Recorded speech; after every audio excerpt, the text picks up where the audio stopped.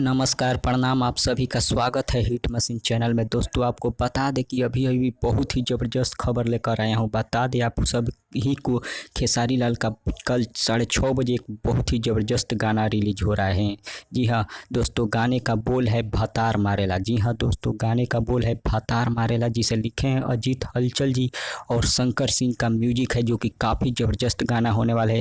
आप सभी को बता दें, इसे रिलीज किया जाएगा खेसारी म्यूजिक वर्ल्ड पर। जी हाँ दोस्तों, खेसारी म्यूजिक वर्ल्ड पर इसे गाने का बोल है दोस्तों भतार मारेला। काफ़ी ज़बरदस्त गाना होने वाले हैं। आप सभी खेसारी फैंस से रिक्वेस्ट है कि इस वीडियो को ज़्यादा से ज़्यादा शेयर करें, ताकि हर खेसारी फैंस के पास यह वीडियो जा सके, ताकि सभी को ये न्यूज़ मिल सके और रिकॉर्ड बनाने में खेसारी लाल को आसानी हो। कल के लिए एकदम तैयार रहिए। गाने का बोल है भतार मारेला। जी हाँ दोस्तों, भतार मारेला। तब तक मिलेंगे अगले वीडियो में। धन्यवाद।